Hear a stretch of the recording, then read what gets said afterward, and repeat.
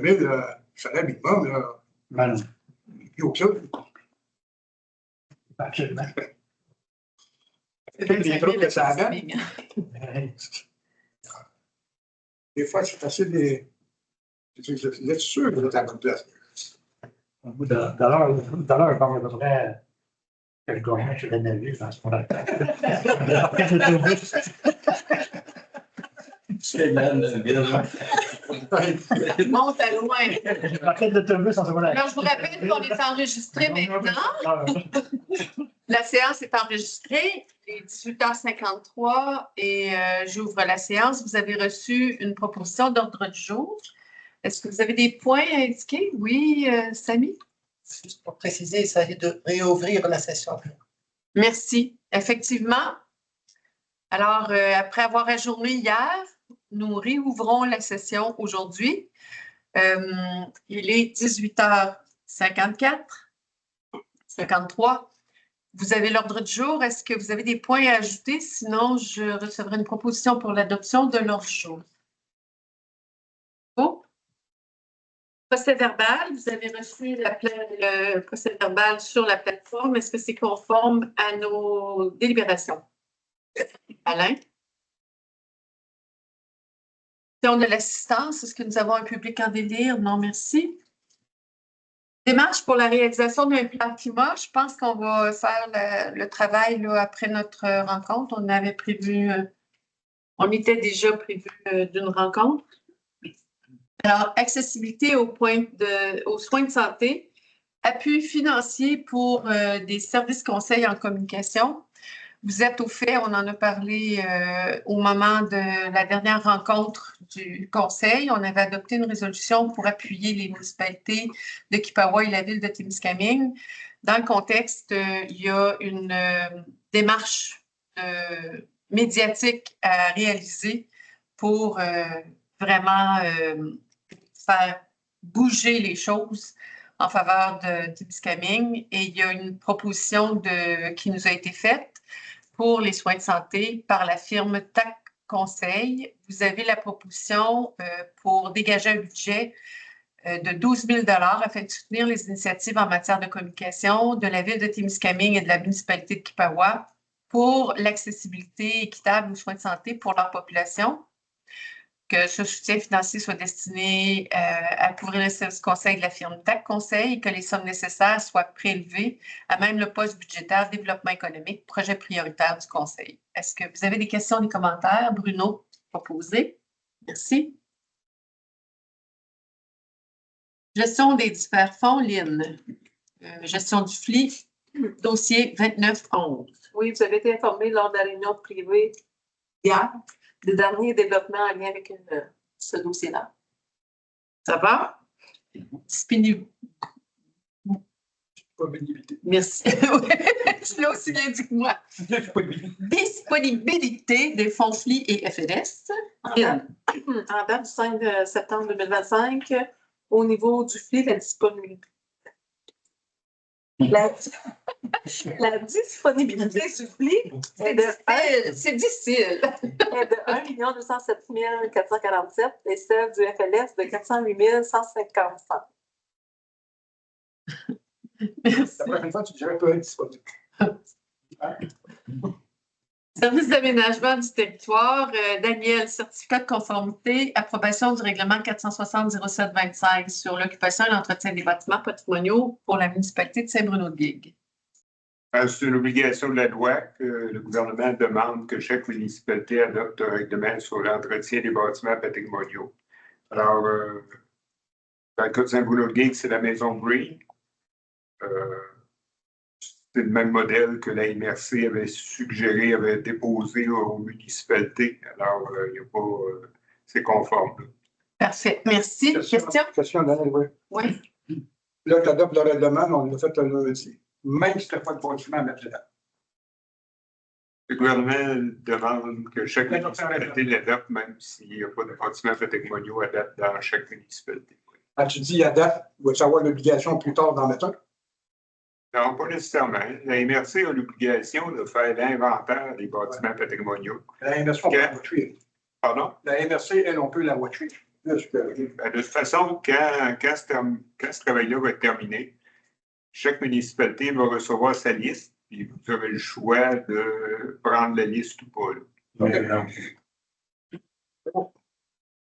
On va procéder donc, ça répond à ta question. Est-ce que quelqu'un propose le certificat de conformité? Merci, Martin. Moi, Daniel, là-dessus, j'ai une question. Est-ce que nous, dans les bâtiments patrimoniaux, on a inscrit la MRC? Est-ce qu'on a évalué la propriété de Scott Sorensen? C'est-tu inscrit dans les bâtiments patrimoniaux? Oui. Okay. Alors, quand la MRC va avoir terminé pour le comité municipal de la Nielle, on va soumettre la liste au comité municipal de la Nielle, puis cette propriété-là, oui, va faire partie de la liste, puis le comité municipal va choisir s'il garde un ou plusieurs bâtiments ou aucun. Bon, merci. 8.2, autorisation d'un représentant de la MRC pour déposer des projets au programme d'aménagement durable des forêts, PADF. Daniel. Le programme d'aménagement durable des forêts, c'est un programme de subvention que gère la MRC qui sert surtout pour les chemins forestiers. Il est surtout utilisé par les ZEC, mais à l'occasion, la MRC s'en sert, par exemple, pour les chemins lorsqu'on ouvre des terrains de villégiature. Alors, le ministère, à partir de cette année, demande que chaque personne, chaque organisme qui dépose un projet soit backé par une résolution. Alors, c'est pour ça que la résolution propose qu'on nomme un employé de la MRC pour qu'il puisse déposer des projets dans ce programme-là. Alors, vous avez la proposition de nommer M. Éric Lepage. Est-ce qu'il y a des questions, des commentaires? Nico, merci. Autorisation pour la signature d'une entente pour l'utilisation de données phoniques sensibles. Daniel. En gros, c'est des cartes de localisation, des frayères, des plantards, des choses comme ça. Ça peut être utile, ça peut être une information utile pour la MRC qu'on ait cette information-là pour la révision du schéma ou pour éviter de planifier d'ouvrir des terrains de villégiature dans des sites sensibles, par exemple. Question, commentaire là-dessus, Alain? C'est bon? Tu as une question? OK. Alain? C'est pas clair. 8.4, mandat pour l'obtention de servitude, projet d'électrification des terrains de villégiature du lac Robinson. En 2019, la MRC a ouvert 14 terrains à la Verlochère ou la Robinson. La MRC a reçu une subvention pour amener l'électricité là, 130 quelques mille dollars. Puis dans le projet, normalement, Hydro-Québec nous demande d'acquérir des servitudes pour les terrains privés sur lesquels va passer le prolongement de la ligne électrique. Alors, en 2023 ou en 2024, le comité administratif avait mandaté Sophie Gagnon. Mais après plusieurs appels, on n'a pas eu de nouvelles. La proposition de ce soir, si vous êtes d'accord, ce serait de donner le mandat à Marc-André Manceau pour terminer le travail. Question, commentaire? Ça va, Luc? Merci. Alors, on passe au point 9, 9.1. Le budget 2026, traitement salarial du personnel. Lynn. Oui, donc vous avez pris connaissance lors de la réunion privée du tableau détaillé pour le traitement salarial des employés. Pour l'année 2026, donc il y aura une majoration de l'UPC de juillet 2025 qui était de 1,7 %. Donc, ce serait d'adopter une masse salariale brute de 3 105 561 pour l'année 2026. D'établir les prévisions budgétaires pour le traitement salarial du personnel selon les modalités suivantes. Donc, vous avez le détail là, dans le tableau. Donc, on rappelle que pour l'année 2026, nous prévoyons l'ajout de 4 nouveaux postes, ce qui porte, excusez, je me suis trompée, oui, on prévoit l'ajout de 4 nouveaux postes, mais malgré tout, on prévoit au niveau de l'organigramme 45 employés plutôt que 49 qui étaient prévus au budget 2025. Et on rappelle aussi que le présent tableau peut être révisé selon les orientations émises lors de la réunion de travail du budget 2026 avec les membres du Conseil de la MRC. Question, commentaire? Martin? Une petite question. Dans le tableau que tu nous avais présenté, je ne sais pas si tu as indiqué ici 3 155 000. Oui, parce qu'il y a une ligne projet RH. Donc, ce n'est pas on se garde toujours une petite marge, là, si mettons, il y a des projets étudiants qu'on aurait, mais on le met dans le tableau du traitement salarial, mais c'est pas l'adoption de salaire. C'est Alain? Ouais. Merci. Adjudication d'un contrat pour l'achat en commun de sel pour l'entretien des chemins d'hiver dans les municipalités saison 25-26. Tammy. Donc, pour donner suite à la décision du comité administratif, un appel d'offres sur invitation a été lancé afin d'acquérir une quantité en commun de sel et d'application. 5 fournisseurs ont été invités à soumissionner. La MRC a reçu seulement une soumission jugée conforme, celle de l'entreprise Cell Warwick, en montant de 16 845,90 $, taxes en sus. Donc, si vous êtes d'accord ce soir, c'est d'autoriser l'octroi pour l'achat des quantités mentionnées de sel et calcium du fournisseur, c'est-à-dire l'entreprise Cell Warwick. Bonne question. Oui, vas-y, Alain. Quelle municipalité ça couvre, ça? En haut, tu l'as, Fugerville, La Tulipe et Gaboury, Saint-Bruno et Saint-Eugène. OK. D'autres questions? Sinon, je recevrai une proposition, Martin.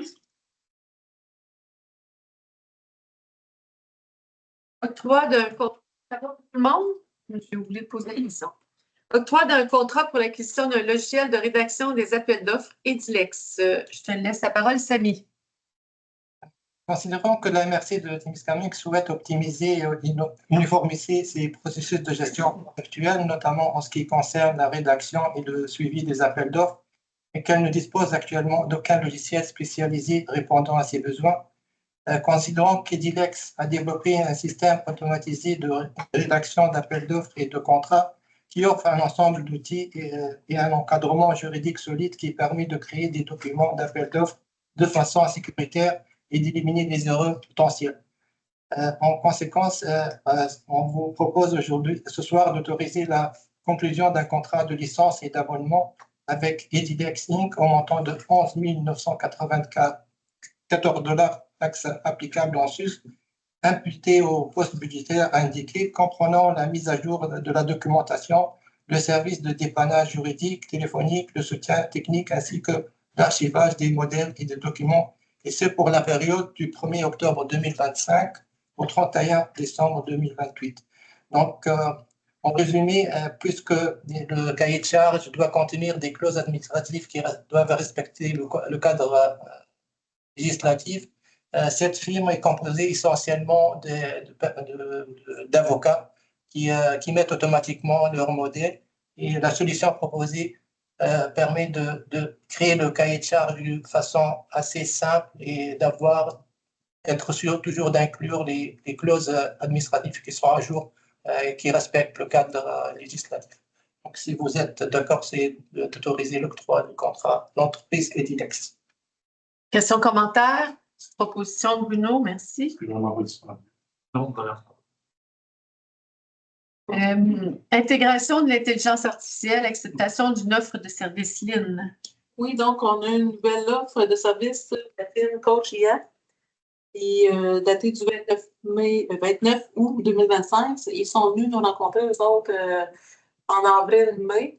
Donc, ils étaient venus faire des séances d'information, de formation auprès du personnel de la MRC, mais aussi auprès de personnel des municipalités locales. Donc, là, c'était davantage pour nous éveiller, là, comment est-ce que l'intelligence artificielle pouvait nous aider dans nos tâches. Au fil des mois, ben, les besoins se sont précisés pour plusieurs membres du personnel.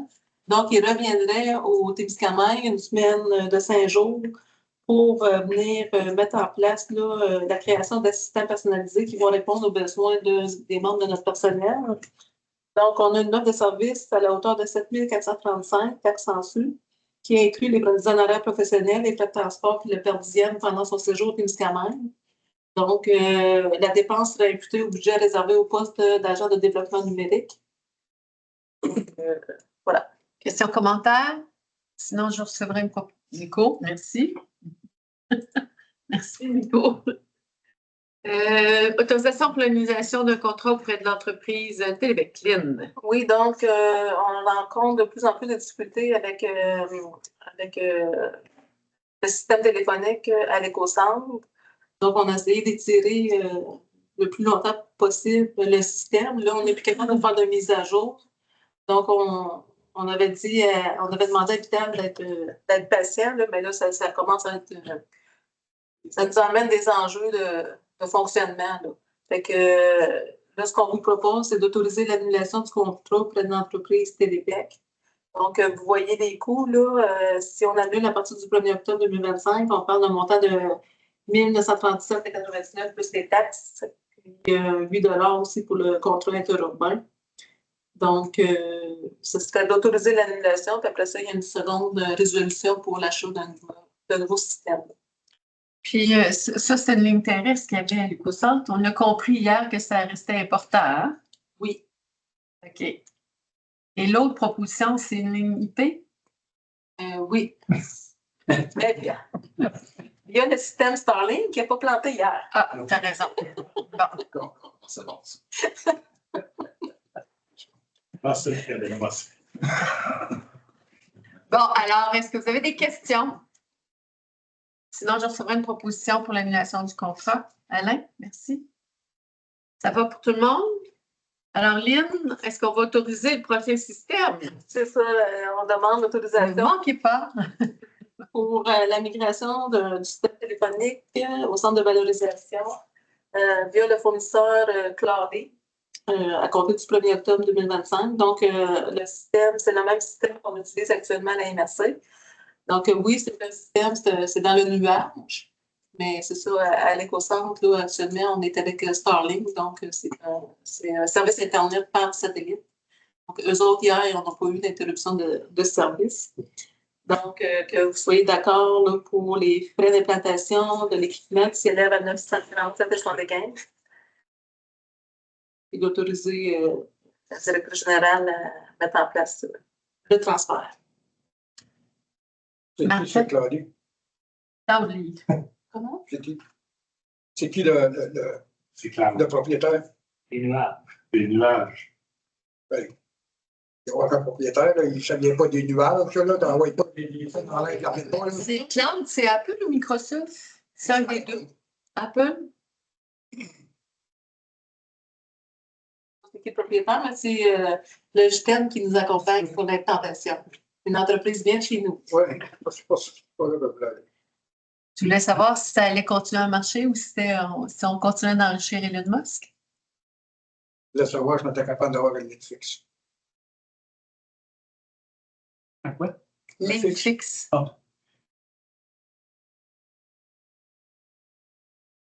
Parce que Télébec, son affaire, parce qu'elle rentre trop vieux. Oui. Et ils ont sûrement quelque chose Oh oui. de jeune. Oui, il y a des. Mais c'est très dispendieux par rapport à. Mais ça Oui, mais- fonctionne. Moi, j'allais faire plus. Je vais faire le commentaire que c'est déchirant, c'est faux. Oui, tout à fait. C'est choix local, là. Il faut que les fournisseurs locaux se mettent à jour parfois pour offrir leur service. Ouais.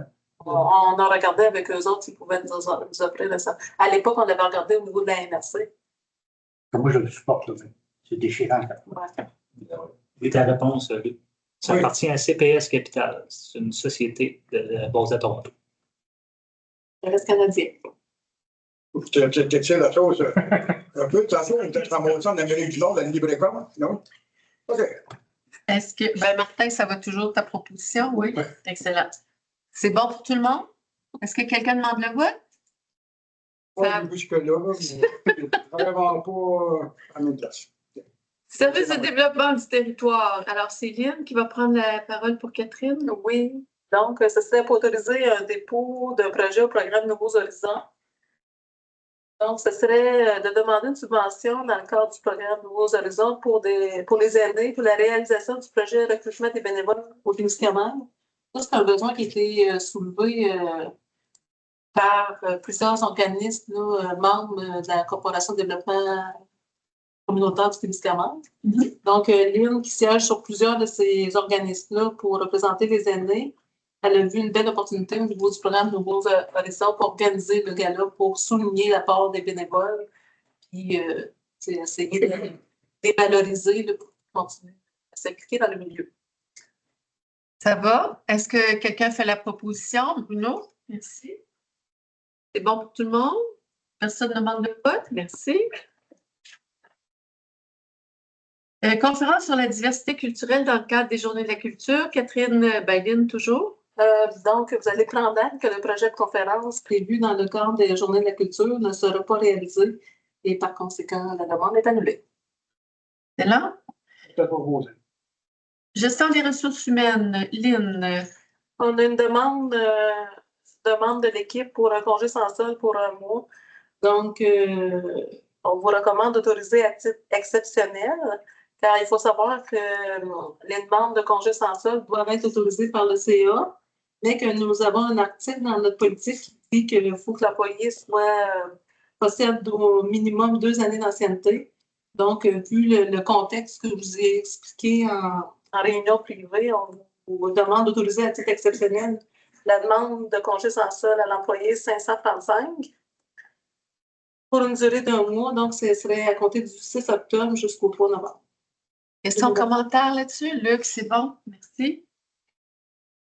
Modification à la politique de travail, article 10.4, heures supplémentaires. Lynn, toujours. Oui, ça, je vous emmène ça. En réalité, on libellé différemment cet article-là parce que c'est ma gestionnaire comptable qui m'a lancé il y a 2 semaines pour vous dire que c'est la manière que c'était libellé, ça portait à interprétation de l'application. Donc là, on vient clarifier pour dire que les heures supplémentaires effectuées sont automatiquement ajoutées dans une banque de temps jusqu'à concurrence de l'équivalent d'une semaine normale de travail. Donc, l'employé ne peut pas cumuler, à moins de situation exceptionnelle, il ne peut pas cumuler 100 heures, mettons, là, si sa semaine de travail, c'est 35 heures. Fait que quand il atteint 35 heures, il faut qu'il commence à épuiser pour ne pas se retrouver avec une situation comme on a déjà vécu par le passé. Mais est-ce que cette semaine-là, il peut la prendre? Maintenant, il y a 35 heures. Oui. Il apprend, puis il reste là. À un moment convenu avec l'employeur. Non, mais c'est comme une demande de n'importe quel congé, là, c'est ce convenu. Oui, je suis à peu près. Des fois, on est des 19 heures. Moi, j'avais refusé. Là, c'est un banque d'heures. OK. Toujours refusé une banque d'heures. Payer lorsque l'heure est faite, payer là. OK. Un temps et demi coûte moins cher que quelqu'un qui vend des heures. Parce que tu l'accordes, parce que cette personne-là qui s'en va, puis pas toi qu'une semaine encore de plus, on en revient à même pour dire que l'ouvrage que tu as supposé faire n'est pas fait. Il faut que tu la fasses faire, cet ouvrage. C'est là. Fait que nous, moi, j'ai toujours été dans le sens en disant, non, il a fait du temps supplémentaire, payez-les. Mais là, nous, on précise l'article qui existe déjà dans la politique. Oui. Mais c'est parce que je pense. tu sais, au centre de valorisation, Oui. on les paye les heures. Oui. Parce qu'effectivement, si ils prennent tout en temps, à un moment donné, on n'aurait plus d'opérateurs. Tu n'auras plus d'opérateur. C'est ça. Donc, ton ouvrage n'est pas travaillé. C'est ça, exact. Fait que ça, on le gère aussi à l'interne. Si on se rend compte que ça va avoir un impact sur le mandat, Oui, de faire c'est payé. En tout cas, de watcher ça d'être proche. Là, on a plus le droit, on s'est fait pogner un peu. Là. C'est 40 heures. On paye. C'est bon. Ben là, c'est ce qu'on précise dans le. Ouais, 600 heures. Oui. Ça coûte cher. Alors, est-ce que vous êtes d'accord avec le nouveau libellé? Il faut vraiment tenir ça de proche. Mais, oui, moi, je suis peut-être d'accord, mais. Mais tu sais, Luc, la demande, c'est pas de rajouter un point, c'est juste de modifier déjà là. Ah oui, j'ai juste d'augmenter la banque. On était combien de banques avant? La banque était de combien d'heures avant? Avant, c'était dans l'application qu'on avait. C'était interprété, justement, si on devait payer automatiquement plutôt que. Fait que là, on vient clarifier en fonction de ce qu'on applique déjà, la statistique à l'interne. Fait que vous n'aviez pas de banque avant. Non, il y avait des banques, Non. mais les employés, ils les faisaient. Ils les ont pas payés. Ils prenaient en temps. Puis on les obligeait à prendre en temps. Là, on vient le confirmer. Tu dois le prendre en temps, vous aviez Je peux sûrement pas. une barre, mettons, de 26 heures ou 25 heures. Il y avait sûrement. Oui, on avait une base. Ça, on l'a toujours eu, La question est claire. Combien? en fonction de sa semaine régulière. Ouais. Dans ton 35 heures, combien de temps qu'il y avait le droit de banquer?